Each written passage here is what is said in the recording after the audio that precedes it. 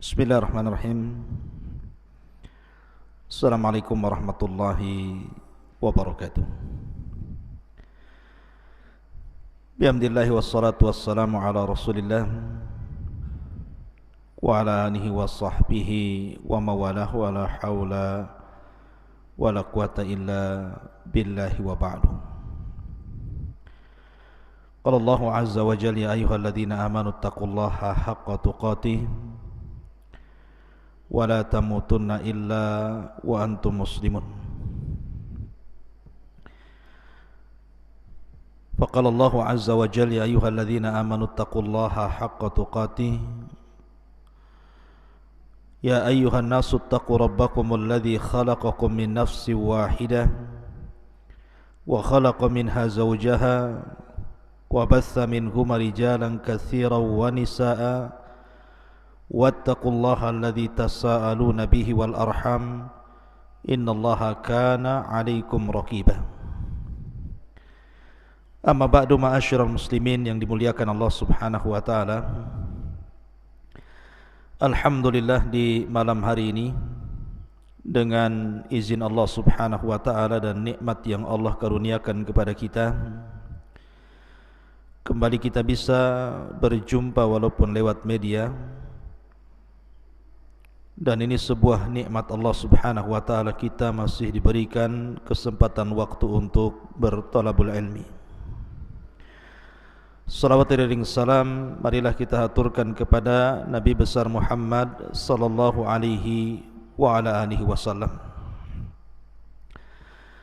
Pembahasan di malam hari ini kita akan membahas menguak rahasia makhluk terbesar yang pernah Allah Subhanahu wa taala ciptakan di alam semesta ini. Apa itu? Arsyur Rahman, arsy Allah Subhanahu wa taala. Ma'asyiral muslimin yang dimuliakan Allah Subhanahu wa taala, bicara tentang arsy, maka arsy banyak disebutkan di dalam Al-Quranul Karim dan hadis-hadis Nabi SAW tentang sifat-sifatnya. Sebut saja beberapa ayat dalam Al-Quran, contohnya surah Ghafir ayat 7, Allah katakan alladzina yahmilunal arsya wa man hawlahu yusabbihuna bihamdi rabbihim wa yu'minuna bih wa yastaghfiruna lilladzina amanu. Malaikat-malaikat yang memikul arsy dan juga malaikat-malaikat yang ada di sekitar arsy, mereka bertasbih dengan memuji Rabb mereka, dan mereka beriman dengan Allah dan memintakan ampun akan dosa orang-orang yang beriman. Di sini Allah Subhanahu wa taala menyebut kata-kata al-arsy. Kemudian juga ayat yang lain dalam surah Al-Haqqah ayat 17, Allah katakan wa yahmilu arsya rabbika fawqahum yawma idzin thamaniyah. Dan malaikat yang memikul arsy Rabbmu pada hari itu jumlahnya 8.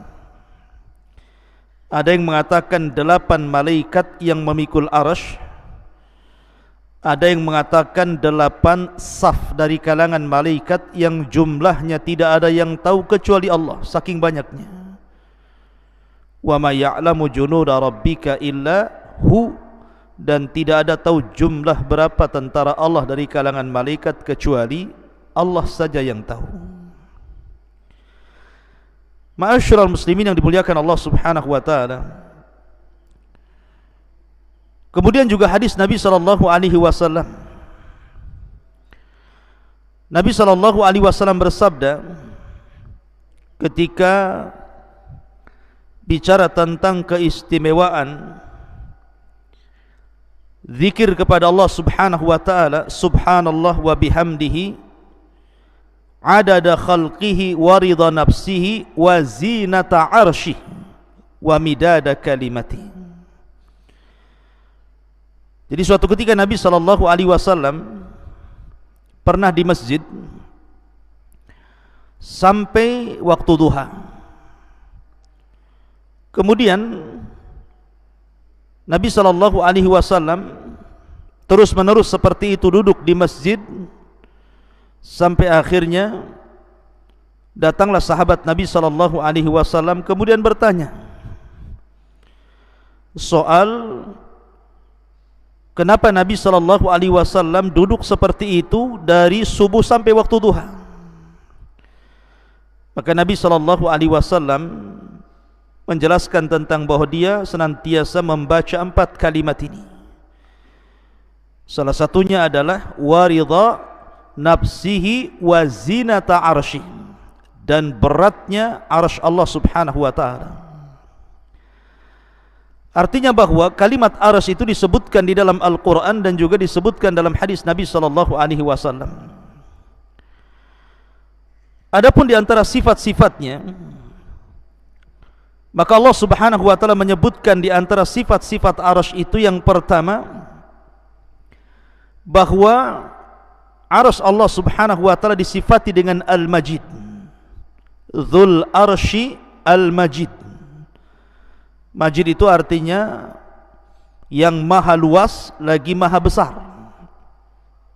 Mutawassi al-azim. Jadi makhluk yang sangat luas sekali dan besar sekali. Makanya dalam ayat yang lain juga Allah Subhanahu wa taala mengatakan dzul arsyil azim. Pemilik arsy yang sangat agung, yang sangat besar. Ya, wajar karena arsy Allah Subhanahu wa taala adalah makhluk yang paling besar yang Allah ciptakan di alam semesta ini. Anda bisa bayangkan sebuah hadis Nabi SAW. Hadis ini dari Abdullah ibn Mas'ud radhiyallahu anhum. Dia mengatakan bainas sama'id dunya wallati taliha 500 amin. Jarak antara langit satu ke langit berikutnya itu sejauh 500 tahun perjalanan. Wa baina kulli sama'in was sama'i 500 amin. Dan jarak antara langit ke langit berikutnya juga 500 tahun perjalanan. Wa bainas sama'is sabi'ati wal kursi 500 amin.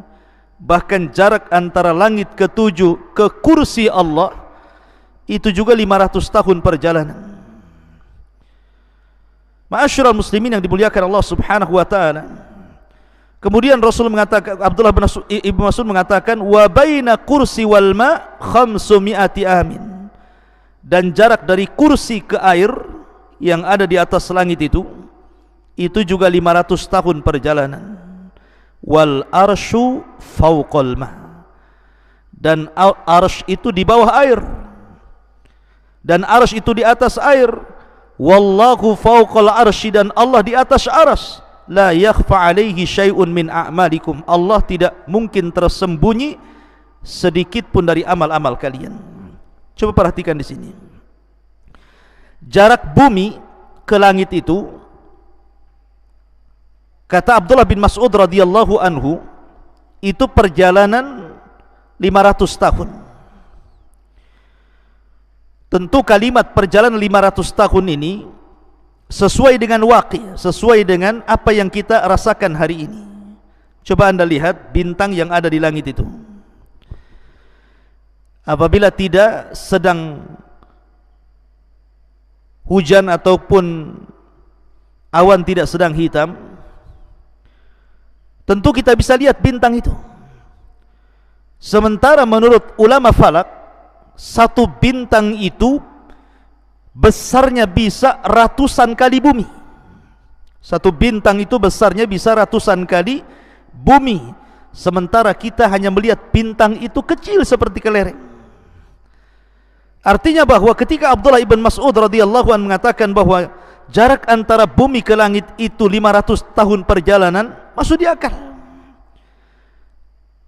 Al-Imam Ibnu Utsaimin rahimahullahu taala ketika memberikan catatan kepada riwayat Abdullah bin Mas'ud radhiyallahu an ini, memang perkataan ini adalah mauquf. Artinya ini perkataan sahabat Rasul sallallahu alaihi wasallam Abdullah ibn Mas'ud radhiyallahu an. Akan tetapi ini kan perkara gaib. Mengukur jarak dari bumi ke langit pertama, dari langit pertama ke langit kedua, ketiga, keempat sampai ketujuh, dari langit ketujuh sampai ke kursi, dari kursi sampai ke air, dari air sampai ke arasy. Ini kan perkara gaib. Tidak ada yang tahu kecuali Allah Subhanahu wa taala. Dan Abdullah ibn Mas'ud radhiyallahu an tidak dikenal seperti Abdullah bin Abbas suka meriwayatkan dari Israiliyat. Abdullah ibn Mas'ud itu tidak. Dia tidak dikenal suka mengambil dari riwayat Israiliyat, sehingga pertama ini perkara gaib, yang kedua Abdullah bin Mas'ud tidak terkenal mengambil dari kisah Israiliyat, maka Syekh Utsaimin menghukumi bahwa perkataan Ibnu Mas'ud itu ala hukmir raf'i, artinya marfu sampai kepada Nabi sallallahu alaihi wasallam. Lihat bagaimana jaraknya.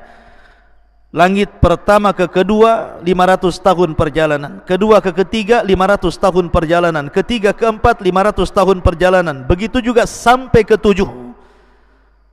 Berarti arsy Allah Subhanahu wa taala itu tinggi sekali, karena di atas air. Bumi, 7 lapis langit, kursi, air, arsy. Dan tidak ada makhluk setelah Allah yang paling tinggi kecuali arsy Allah Subhanahu wa taala. Adapun besarnya, maka Nabi sallallahu alaihi wasallam dalam hadis Abu Dzar Al-Ghifari radhiyallahu an, dia pernah berkata, "Qultu ya Rasulullah." Aku katakan, "Ya Rasulullah, ayyuma anzala 'alaika a'zam?" Surat apa yang turun kepadamu yang paling mulia dalam Al-Quran ini? Maka Nabi SAW mengatakan ayatul kursi, ayat kursi. Kemudian thumma qala, dia mengatakan, ya Abu Dzar, mas samawatu sab'u ma'al kursi illa kahalaqati mulqatin bi ardi falatin wa fadlul arsy alal kursi ka fadlil falati alal halaqati. Ya Abu Dzar, sesungguhnya 7 lapis langit ini bila dibandingkan dengan kursi Allah, maka seperti cincin dilempar ke padang pasir. Jadi kalau seandainya kita bandingkan besarnya 7 lapis langit itu, yang satu langit saja, langit dunia terbentang dari barat ke timur, utara dan selatan, hampir tidak ada batas dan tidak ada tepinya. Lah besarnya langit pertama digabungkan dengan langit kedua, digabungkan dengan langit ketiga, keempat, kelima, keenam sampai ketujuh, kemudian dibandingkan dengan besarnya kursi, maka Nabi SAW mengatakan 7 lapis langit itu ibarat cincin yang dilempar ke padang pasir, dan padang pasir itu kursinya Allah. Kemudian Nabi SAW mengatakan wa fadlul arsy alal kursi, adapun keutamaan arsy dibandingkan kursi, ka fadlil falati alal halaqah, seperti keutamaan al-falat di atas cincin halaqah tadi. Artinya bahwa kalau seandainya kursi Allah Subhanahu wa taala digabungkan dengan 7 lapis langit, kemudian dibandingkan dengan arsy Allah Subhanahu wa taala, maka seperti cincin dilempar ke padang pasir, cincinnya itu kursinya dan 7 lapis langit, adapun padang pasir itu arsy Allah Subhanahu wa taala. Anda bisa bayangkan besarnya arsy Allah Subhanahu wa taala dan tingginya arsy Allah Subhanahu wa taala. Dan itu satu makhluk. Bagaimana dengan yang menciptakannya? Allahu Akbar, Allah lebih besar dibandingkan seluruh makhluknya. Ma'asyiral muslimin yang dimuliakan Allah Subhanahu wa taala, bahkan ketika Allah Subhanahu wa taala dan Rasulnya menceritakan tentang malaikat-malaikat yang memikul arsy, dan itu sudah saya sebutkan di awal, di mana Allah Subhanahu wa taala berfirman tentang masalah para malaikat pemikul arsy ini, wa yahmiluna arsya rabbika fawqahum yauma idzin thamaniyah. Dan malaikat yang memikul arsy Rabbmu pada hari itu di atas, wa yahmiluna arsya rabbika, dan malaikat yang memikul arsy Rabbnya jumlahnya thamaniyah. Saya katakan di awal bahwa kalimat thamaniyah, kalimat 8 ini, ada yang mengartikan maksud 8 di sini artinya 8 malaikat. Tapi ada juga yang mengatakan yang dimaksud 8 di sini adalah 8 saf. Jadi malaikat itu bersaf-saf ketika memikul arsy Allah Subhanahu wa taala, sehingga jumlahnya 8 saf. Dan satu saf itu tidak diketahui berapa jumlah malaikat yang memikul arsy Allah Subhanahu wa taala. Nabi SAW pernah bersabda dalam hadis Jabir bin Abdullah radhiyallahu an, "Adzina li an uhadditsa an malakin min malaikatillah min hamalatil arsy." Telah diizinkan kepadaku oleh Allah Subhanahu wa taala agar aku menceritakan tentang satu malaikat dari sekian malaikat-malaikat Allah, dari malaikat-malaikat pemikul arsy. Perhatikan di sini. Nabi SAW ingin menceritakan berapa besarnya malaikat dari sekian para malaikat yang memikul arsy Allah Subhanahu wa taala.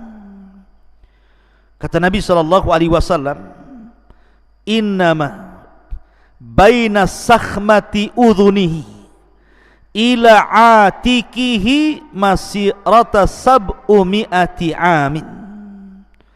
Jarak antara daun telinga malaikat pembawa arsy ini sampai ke pundaknya itu sama dengan 700 tahun perjalanan. Dari daun telinga sampai bahunya di sini. Panjangnya lehernya malaikat pemikul arsy itu sejauh 700 tahun perjalanan. Subhanallah, ini baru mensifati lehernya saja. Kemudian dijelaskan juga, ini baru menjelaskan lehernya. Kata Nabi SAW, dan tingginya malaikat ini, malaikat pemikul arsy ini, kakinya, rijlahu, qad maraqat rijlahul arda sabi'ata wal arsyu ala mankibihi wa huwa yaqul subhanak aina kuntu wa aina takun. Di mana kedua kaki malaikat pemikul arsy ini nembus sampai ke lapisan langit yang paling dasar. Bayangkan, kedua kaki malaikat pemikul arsy ini menembus sampai ke dasar yang paling dalam dari lapisan-lapisan bumi. Kemudian badannya menjulang menembus lapisan-lapisan 7 langit yang ada di langit, sampai melintasi kursi, sampai melintasi air, sampai kemudian pundaknya baru memikul arsy Allah Subhanahu wa taala. Seraya berkata, subhanak aina kunt wa aina takun. Lihat bagaimana besarnya malaikat pemikul arsy ini. Satu malaikat saja, lehernya dari telinga sampai ke bahu, perjalanan 700 tahun perjalanan. Kemudian kakinya menembus lapisan bumi yang paling dasar dari 7 lapis bumi, kemudian badannya menjulang sampai menembus 7 lapis langit, sampai menembus kursi, sampai menembus air, kemudian bahunya memikul arsy Allah Subhanahu wa taala. Itu satu malaikat. Kalau yang mentafsirkan bahwa yang dimaksud dalam Al-Qur'an wa yahmilu arsya rabbika fawqahum yauma idzin thamaniyah, dan yang memikul arsy Rabbmu fawqahum yauma idzin thamaniyah, di atas mereka pada hari itu thamaniyah, 8 sab-sab malaikat yang tidak ada yang tahu jumlah mereka kecuali Allah. Berarti jumlah malaikat yang sebesar itu ramai sekali, tidak tahu jumlahnya kecuali Allah. Semua bahu mereka memikul arsy Allah Subhanahu wa taala, betapa besarnya arsy Allah Subhanahu wa taala dipikul oleh malaikat yang tidak tahu jumlahnya, sementara badan mereka sudah saya sifati sebagaimana sabda Nabi SAW, seperti itu besarnya para pemikul arsy Allah Subhanahu wa taala. Dan kalau yang dimaksud thamaniyah 8 pemikul arsy, 8 malaikat pemikul arsy, maka 8 malaikat pemikul arsy sebesar yang tadi sifatkan Nabi SAW. Subhanallah, la haula wala quwata illa billah. Allahu akbar. Ma'asyiral muslimin yang dimuliakan Allah Subhanahu wa taala. Dan arsy Allah Subhanahu wa taala itu memiliki tiang-tiang.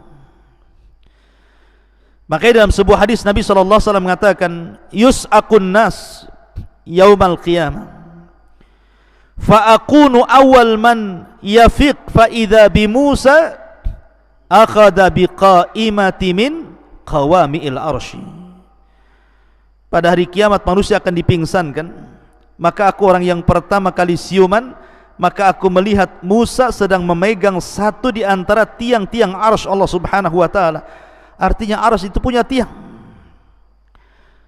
Kemudian juga arsy adalah atapnya sorga. Jadi sorga itu di bawah arsy, dan arsy itu adalah atapnya sorga Firdausil A'la. Sebagaimana sabda Nabi SAW, idza sa'altumullaha fas'alul Firdausil A'la fa innahu a'lal jannah wa fawqahu arsyur rahman. Apabila kalian hendak meminta sorga, mintalah sorga Firdaus, sorga yang paling tinggi, karena atapnya sorga ini adalah arsy Allah Subhanahu wa ta'ala. Dan setiap hari matahari selalu datang menemui Allah Subhanahu wa ta'ala dan sujud di bawah arsy Allah Subhanahu wa ta'ala.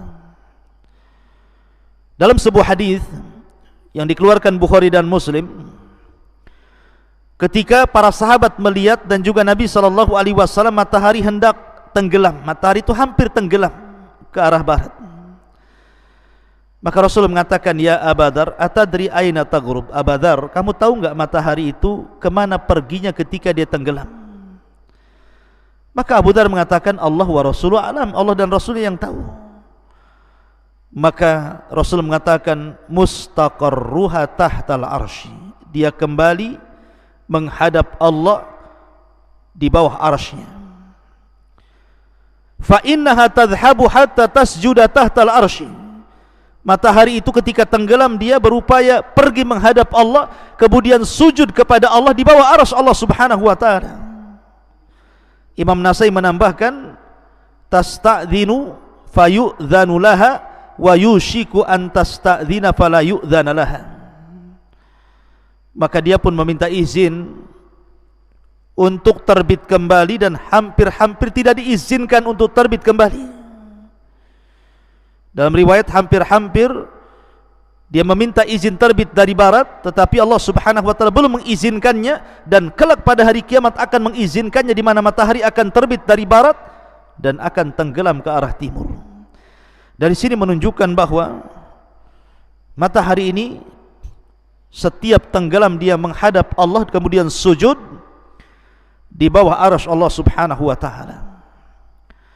Ma'asyiral muslimin yang dimuliakan Allah Subhanahu wa taala, ada perselisihan para ulama, apakah arsy ini makhluk yang pertama kali dicipta Allah ataukah yang lainnya?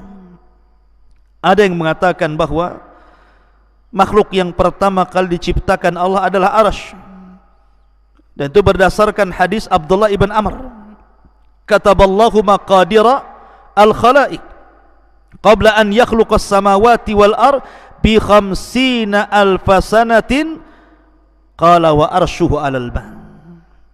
Allah Subhanahu wa taala mencatat takdir-takdir seluruh makhluk sebelum Allah ciptakan langit dan bumi 50.000 tahun, dan arsy Allah Subhanahu wa taala berada di air, berada di atas air. Ada juga yang mengatakan bahwa yang pertama kali diciptakan Allah adalah cahaya dan kegelapan, dan ini yang dikuatkan oleh Imam Ibn Jarir. Ada juga yang mengatakan bahwa yang pertama kali diciptakanlah air. Ada juga yang mengatakan bahwa yang pertama kali diciptakan adalah al-qalam. tetapi pendapat mayoritas para ulama sebagaimana dinyatakan Syekhul Islam Ibn Taimiyah rahimahullahu ta'ala dan yang dikuatkan oleh Al-Imam Ibn Hajar Al-Asqalani rahimahullahu ta'ala, bahwa yang pertama kali diciptakan Allah adalah Arsy sebelum yang lainnya. Artinya Arsy adalah ciptaan Allah yang pertama dan yang terbesar, dan Arsy seolah-olah menjadi kubah seluruh makhluk yang diciptakan Allah setelahnya. Ma'asyiral muslimin yang dimuliakan Allah Subhanahu wa ta'ala, Arsy sebesar ini rupanya bisa bergoncang. Arsy sebesar ini rupanya bisa bergegar dan bergoncang. Kapan itu? Ketika kematian seorang sahabat Nabi sallallahu alaihi wasallam, Sa'd bin Mu'adz. Abi Sa'id Al-Khudri radhiyallahu anhu mengatakan, ihtazzal arsy li mauti Sa'd bin Mu'adz. Sesungguhnya Arsy Allah Subhanahu wa taala bisa bergoncang, bisa bergegar, bisa bergoyang karena kematian Sa'd bin Mu'adz. Bahkan wa futihat lahu abwabus sama, semua pintu-pintu langit terbuka saat kematiannya. Wa syahidahu sab'una alfan minal malaika, bahkan 1000 dari kalangan malaikat, 70.000 dari kalangan malaikat turun dan menyaksikan kematian Sa'd bin Mu'adz. Walam yanzilu ilal ardi qabla dhalik, dan malaikat-malaikat tidak pernah turun sebelumnya kecuali karena kematian Sa'd ibn Mu'adz radhiyallahu anhu. Ma'asyiral muslimin yang dimuliakan Allah Subhanahu wa taala, inilah di antara keterangan tentang masalah Arsy Allah Subhanahu wa taala. Lalu apa itu Arsy? Arsy itu apa sebenarnya? Ma'asyiral muslimin yang dimuliakan Allah Subhanahu wa taala, kalau kita mengacu ke bahasa Arab, Arsy itu memiliki beberapa makna. Yang pertama, Arsy itu artinya singgasana raja. Arsy itu artinya adalah singgasana raja. Sarir, as-sarir lil malik, singgasana bagi seorang raja. Dan itu sebagaimana isyarat firman Allah Azza wa Jalla, walaha arsyun azim. Ketika Hudhud melihat istana Ratu Balqis, maka Hudhud mengatakan di hadapan Sulaiman, walaha arsyun azim, dan wanita itu, ratu itu memiliki singgasana yang sangat besar. Artinya bahwa secara bahasa Arsy itu as-sariru lil malik. Ada juga yang mengatakan secara bahasa bahwa Arsy itu syaqful bait, atap rumah itu disebut Arsy. Makanya ketika Nabi SAW menyebutkan tentang ruhnya syuhada, kal qanadil al mu'allaqa bil arsy, seperti ruh yang diletakkan di kendil-kendil kemudian digantung di atap-atap Arsy. Ada juga yang mengatakan yang dimaksud Arsy secara bahasa itu artinya tiang dari sesuatu, tiang dari sesuatu. Kemudian juga ada yang mengatakan bahwa Arsy juga, ada yang mengatakan bagian dari punggung kaki, bagian daripada punggung kaki, wallahu alam. Tetapi Al-Imam Ibnu Katsir rahimahullahu taala ketika menjelaskan tentang makna Arsy Allah Subhanahu wa taala, ketika mereka mengatakan apakah kursi adalah Arsy, kemudian ulama menjawab bahwa kursi sendiri Arsy sendiri.